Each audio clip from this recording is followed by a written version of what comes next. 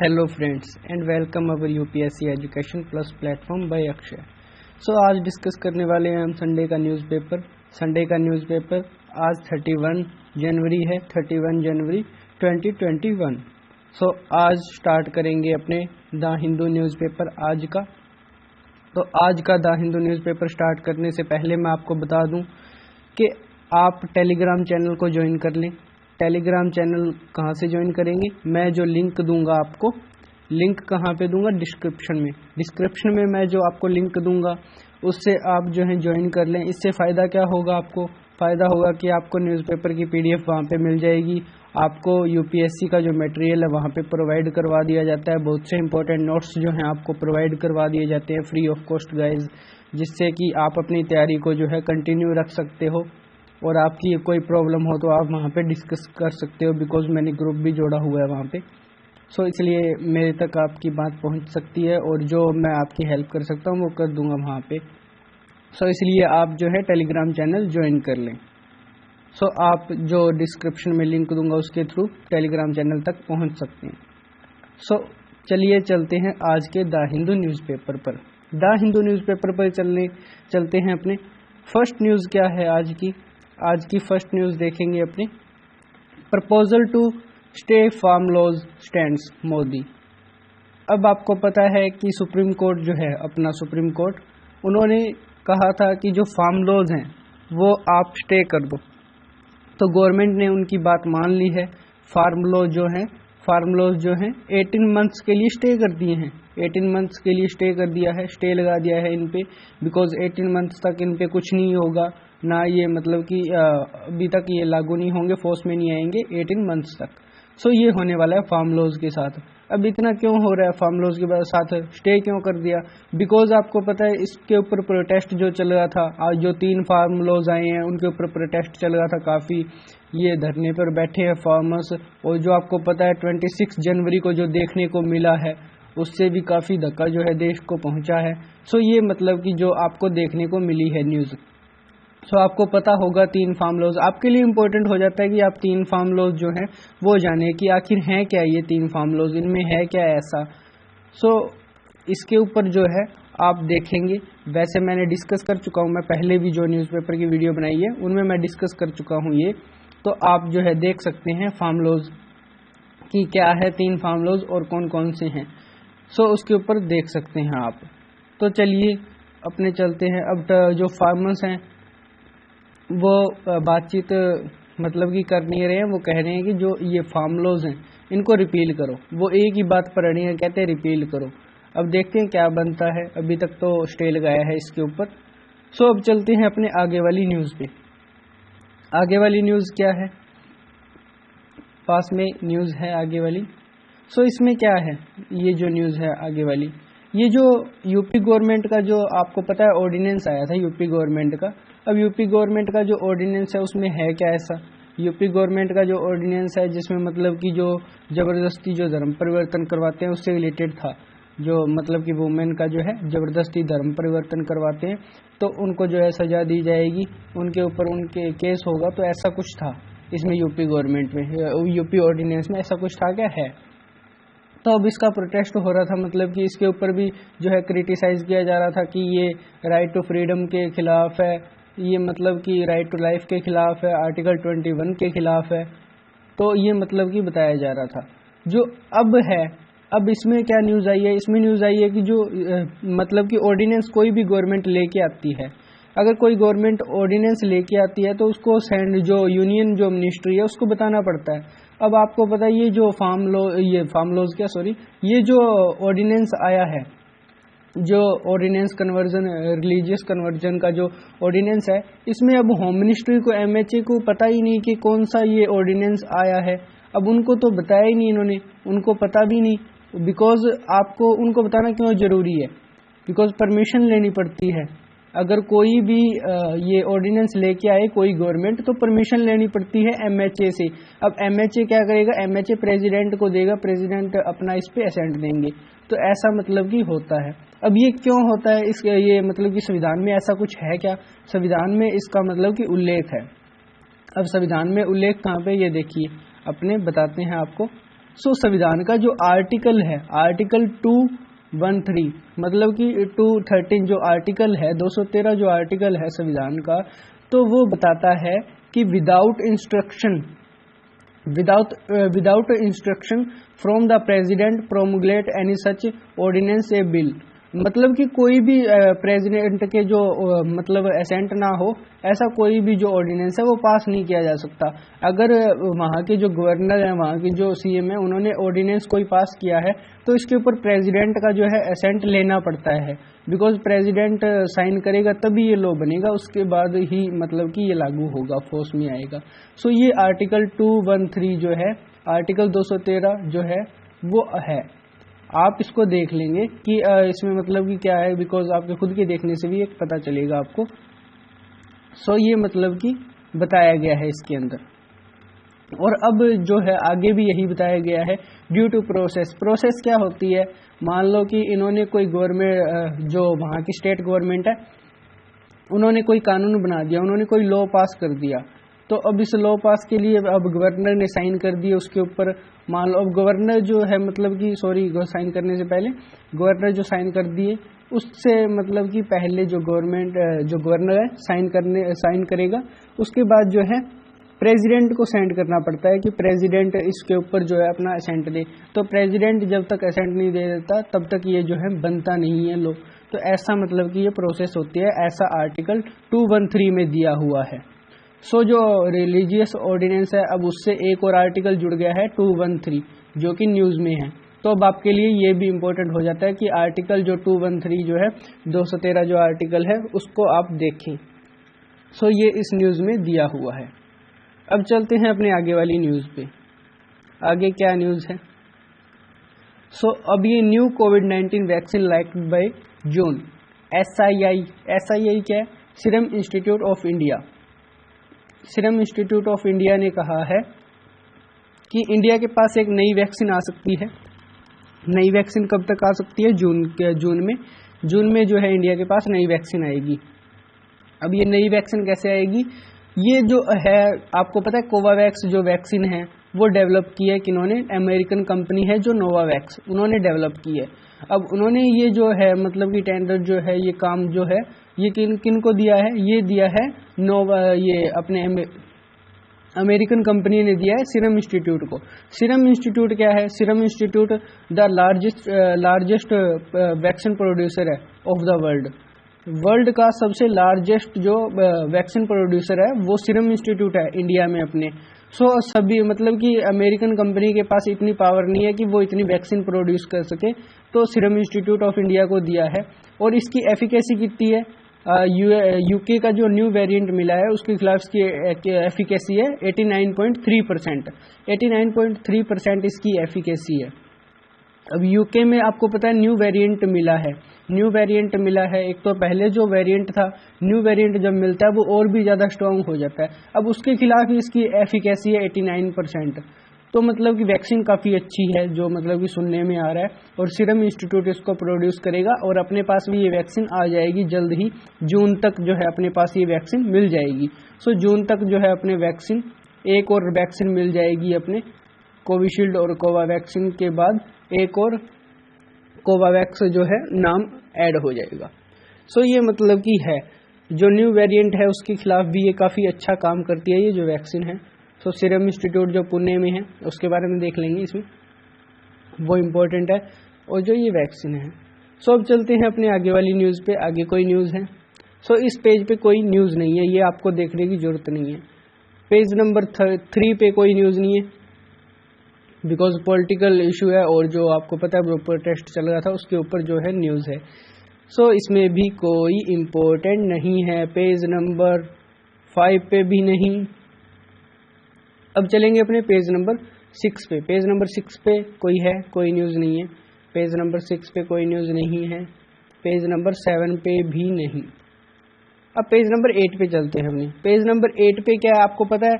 Israel के embassy जो है न्यू जो है न्यू दिल्ली में जो इजराइल के एम्बेसी है वहाँ पे एक जो है ब्लास्ट देखने को मिला था। अब ब्लास्ट इतना मतलब कि सीवियर था, इतना मतलब कि खतरनाक था कि आसपास के जो ऐसे छोटा मोटा ब्लास्ट नहीं था, जो आसपास की जो कारें हैं उनके शीशे भी क्रैक हो गए हैं। इतना मतलब कि सीवियर थोड़ा सा ये ब्लास्ट था। अब ये ब्लास्ट हुआ कहाँ पे? इजराइल की जो एम्बेसी है वहाँ पे। तो इस इजराइल को सिक्योरिटी कंसर्न हो गया, उन्होंने मतलब कि कहा है इंडिया को कि ये क्या हो रहा है। तो इंडिया वालों ने कहा है कि आप ट्रस्ट रखिए कि हम मतलब कि आपकी जो एम्बेसी है हम कोई भी ऐसा नुकसान नहीं होने देंगे। तो इजराइल ने मतलब कि भरोसा दिखाया है, विश्वास दिखाया है इंडिया की तरफ, हाँ कि आप सही कह रहे हैं कि आगे से ऐसा कुछ देखने को नहीं मिलेगा। सो ये मतलब कि इजराइल की तरफ से देखने को मिला है, इजराइल के जो वहाँ के एम्बेसडर हैं उन्होंने बोला है। सो अब आपको पता है ये न्यूज़ थी इजराइल के लिए।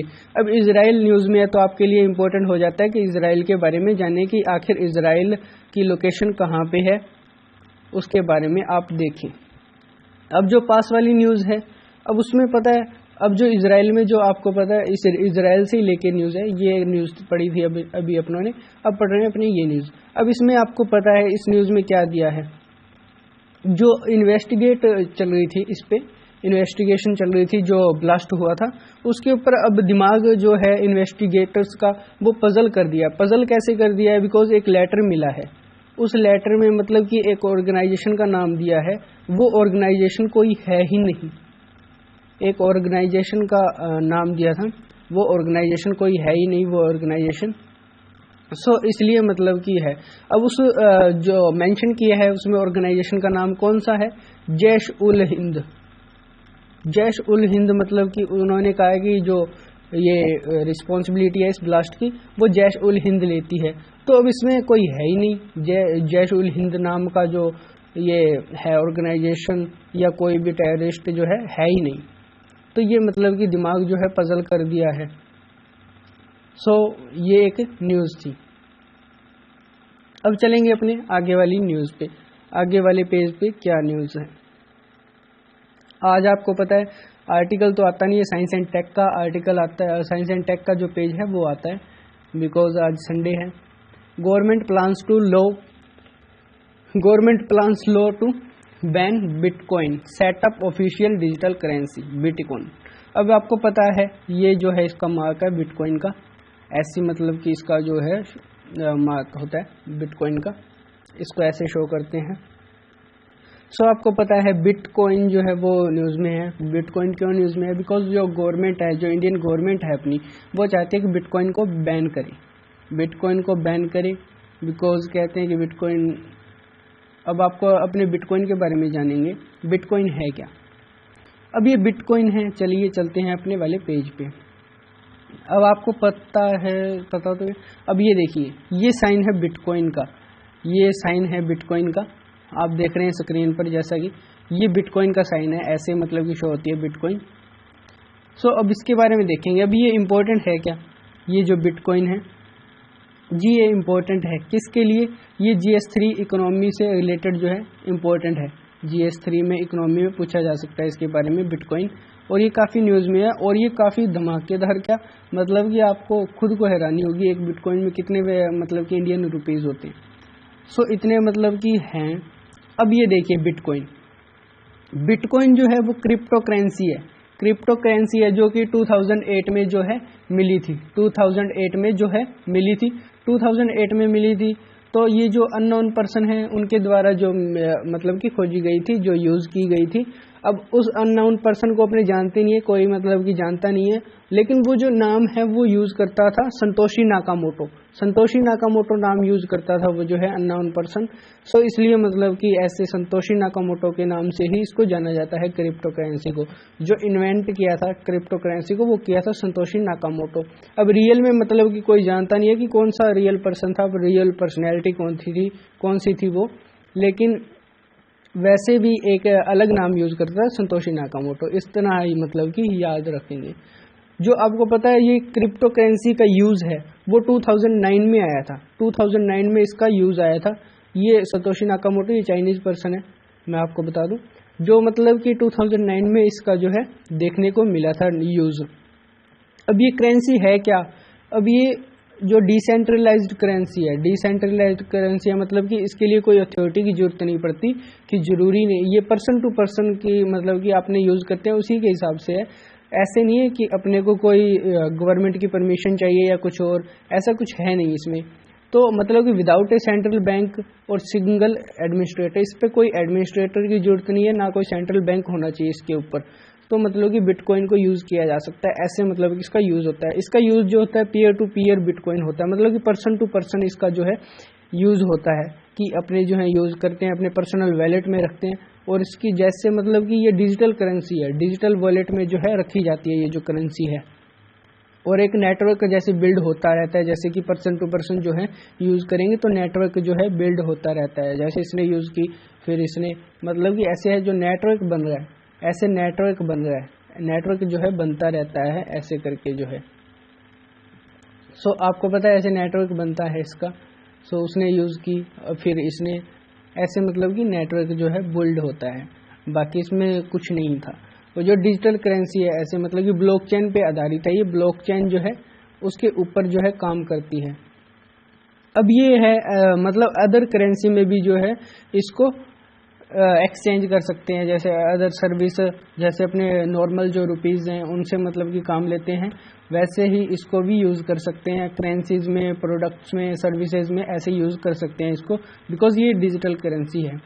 तो अब ये जो है कैम्ब्रिज जो यूनिवर्सिटी है, कैम्ब्रिज, उन्होंने एक रिसर्च करवाई थी 2017 में।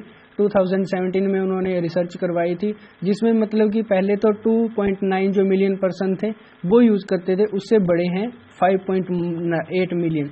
मतलब कि काफ़ी तेज़ी से ये जो करेंसी है बढ़ती है। काफ़ी वैसे डिजिटल करेंसीज होती है, बिटकॉइन कोई अकेली नहीं है, लेकिन जो मोस्टली फेमस है वो बिटकॉइन है। और बिटकॉइन एक बहुत बड़ी जो है क्रिप्टो करेंसी है जो क्रिप्टो वैलेट में रखी जाती है, जो कि मतलब बहुत से लोग जो हैं यूज़ करते हैं।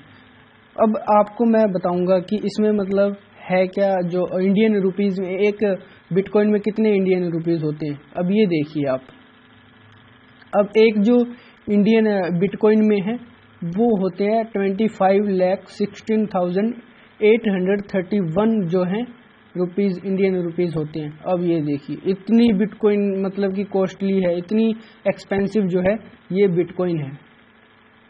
अब मुझे खुद को हैरानी हो रही है, इतने होते हैं क्या एक बिटकॉइन में, मतलब कि 25 लाख जो हैं होते हैं अप्रोक्स, जो अब प्रेजेंट में जो चल रहा है। ये जो मैंने मतलब कि न्यूज़पेपर में से निकाला है, सो सेव करके रखा हुआ है आपके लिए। सो ये मतलब कि होता है बिटकॉइन में। अब चलते हैं अपने न्यूज़ पे, आगे वाली न्यूज़ पे। अपने बिटकॉइन के बारे में जान लिया है अपने, सो चलते हैं आगे वाली न्यूज़ पे। आगे क्या न्यूज़ है अपने लिए जो इम्पोर्टेंट है। अब जो साइंस एंड टेक का पेज आ गया है। अब आपको पता है साइंस एंड टेक का पेज, साइंस एंड टेक। सो एक आपको पता है ये मैसिव स्टार्स होते हैं जिनकी डेथ होती है, उनको कहते हैं सुपरनोवा। सुपरनोवा किनको कहते हैं, जो मैसिव जो स्टार होते हैं उनकी भी डेथ होती है। जब उनकी डेथ होती है तो ये ऐसे मतलब कि एक जो लाइट जो है जलती है, मोस्ट मतलब कि पावरफुल जो लाइट है ऐसे जलती है। तो उनकी जब डेथ होती है, जैसे कोई भी, ये स्टार इतने बड़े होते हैं कि मतलब कि सन से भी बड़े स्टार होते हैं ये।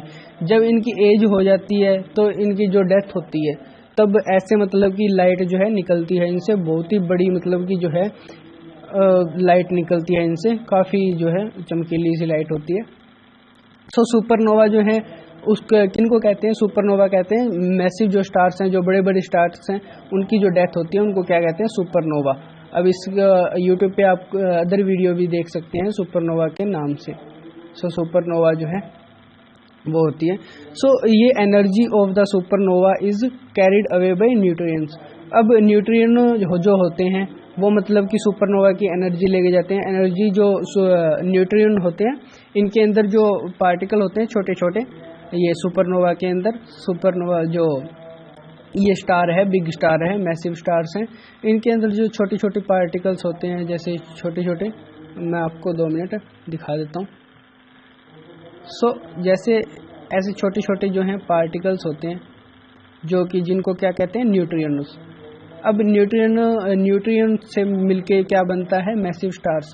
अब इनके अंदर मतलब कि इतनी पावर होती है, इनके अंदर कोई चार्ज नहीं होता। जैसे चार्ज होते हैं ना, प्लस माइनस, मतलब कि पॉजिटिव नेगेटिव जो चार्ज होते हैं वो होते हैं किसी भी जो अणु है, जो परमाणु है उनके ऊपर होते हैं, लेकिन न्यूट्रिनो पे कोई भी चार्ज नहीं होता। ये मतलब कि नॉर्मल होते हैं सीधे बिना चार्ज के। सो ऐसा होता है जो कि इंटरेक्ट करते हैं इनसे, और इनके अंदर एनर्जी होती है। एनर्जी किनके अंदर होती है? इनके न्यूट्रिनो जो होते हैं इनके अंदर एनर्जी होती है। अब न्यूट्रिनो जो हैं जब ये मैसिव स्टार फटते हैं तब इनकी एनर्जी जो है निकलती है, और काफ़ी बड़ी जो एनर्जी निकलती है इनके अंदर। ये जो ऐसे चमकीली सी लाइट जो जलती है काफ़ी, और फिर बाद में जो है ये एकदम बंद हो जाती है। सो ऐसे इनकी जो है डेथ देखने को मिलती है मैसिव स्टार्स की। सो अब ये इसमें मतलब कि सुपरनोवा के बारे में था, इसमें फुल मतलब कि दिया हुआ है सुपरनोवा के बारे में। सो अब चलते हैं अपने आगे वाली न्यूज़ पे। आगे कोई न्यूज़ है। अब फ्रीक्वेंट आस्क क्वेश्चन, आपको पता है ये पेज आता है संडे को, फ्रीक्वेंट आस्क क्वेश्चन। सो अब चलते हैं ग्रीन टैक्स पे। ग्रीन टैक्स क्या है? अब आपको पता है ग्रीन टैक्स न्यूज़ में है, गवर्नमेंट जो है ग्रीन टैक्स लगाने की सोच रही है। अब ये ग्रीन टैक्स है क्या? आपको जैसे मैंने पहले भी वीडियोस में बता चुका हूँ ग्रीन टैक्स है क्या। सो ग्रीन टैक्स के बारे में मैं एक बार और बता देता हूँ। सो ग्रीन टैक्स जो है, अब इसमें क्या है, पहले ये तो JNRU स्कीम जो है पहले जो दिल्ली में चलाई गई थी उसके बारे में बताया गया। अपनी बात करते हैं मोस्टली जो है green tax. So green tax जो है, ग्रीन टैक्स लगाने की सोच रही है। अब ये क्या ग्रीन टैक्स है, जैसे अपने पोल्यूशन करते हैं तो उससे रिलेटेड जो है ग्रीन टैक्स लगता है। अब अपने जो जैसे हैं कोई भी अपना व्हीकल है, अपना व्हीकल लिया है, अब उसका जो है फिटनेस सर्टिफिकेट करवाना पड़ता है 8 ईयर के बाद में। अगर अपने फिटनेस सर्टिफिकेट करवाएंगे ना कोई भी व्हीकल का जो फिटनेस सर्टिफिकेट करवाएंगे तब जो है ग्रीन टैक्स लगेगा 10 to कितना 30%, 10 to 30% जो है ग्रीन टैक्स लगेगा, जो कि गवर्नमेंट लेगी। गवर्नमेंट जो है 10 to 30% जो ग्रीन टैक्स लेगी। कितना? 10 to 30%, 10 to 30% जो है ग्रीन टैक्स लगेगा। अब ये जो ग्रीन टैक्स लगेगा इसमें क्या होगा, इसमें जैसे कोई भी अपना फिटनेस सर्टिफिकेट करवाना होता है व्हीकल का, तो जब करवाएंगे तो गवर्नमेंट जो है ये टैक्स काटेगी 8 ईयर के व्हीकल पे। अब क्या प्राइवेट व्हीकल पे भी लगेगा ये टैक्स? हाँ जी, प्राइवेट व्हीकल पे कब लगेगा ये टैक्स? प्राइवेट व्हीकल पे लगेगा 15 ईयर्स के बाद। 15 ईयर्स के बाद किस पे लगेगा? प्राइवेट व्हीकल पे। प्राइवेट व्हीकल पे जो है टैक्स लगेगा 15 ईयर के पास। जब 15 ईयर्स हो जाएंगे तब लगेगा प्राइवेट व्हीकल पे। सो ये मतलब कि ग्रीन टैक्स है। अब ये ग्रीन टैक्स जो है ये काफ़ी इम्पोर्टेंट हो जाता है, बिकॉज न्यूज़ में है काफ़ी। ये जो ग्रीन टैक्स है लगेगा अपना 8 ईयर के बाद लगेगा ये अपने व्हीकल पे, और जो है 15 ईयर पे के बाद लगेगा प्राइवेट व्हीकल पे। इससे क्या होगा, इससे एनवायरनमेंट पोल्यूशन है वो रोकने में मदद मिलेगी। एनवायरनमेंट का पोल्यूशन जो है वो कम देखने को मिलेगा। सो ये है ग्रीन टैक्स। इसके बारे में जो है अपनों ने देख लिया है। अब चलते हैं अपने आगे, देखते हैं कोई न्यूज़ है तो ग्रीन टैक्स के बारे में देख लेंगे आप। ग्रीन टैक्स इम्पोर्टेंट है वैसे। सो आगे कोई है नहीं है, सॉरी। अब इन्होंने क्या है आपको पता है, जो गवर्नमेंट बनी है बिडेन जी USA की, उन्होंने क्वाड पे ध्यान देंगे ज़्यादा, बिकॉज जो ट्रम्प एडमिनिस्ट्रेशन था उसके तरफ इन्होंने पॉजिटिव जो है नज़रिया दिखाया है। उन्होंने भी जो है क्वाड पे काफ़ी जोर दिया था, अभी ये भी जो है क्वाड पे काफ़ी जोर देंगे, मतलब कि क्वाड को बिल्ड करेंगे आगे। सो ये एक न्यूज़ थी। सो न्यूज़ आज की कंप्लीट हुई। एंड चैनल को सब्सक्राइब कर लें गाइज। सब्सक्राइब करने के बाद आप क्या करें, बेल आइकन प्रेस कर लें। बेल आइकन प्रेस कर लें, इससे क्या होगा, नोटिफिकेशन मिल जाएगी आपको, कोई भी वीडियो आएगी। And thanks for listening guys, have a nice day. मिलते हैं कल की वीडियो में, आज के लिए बाय बाय।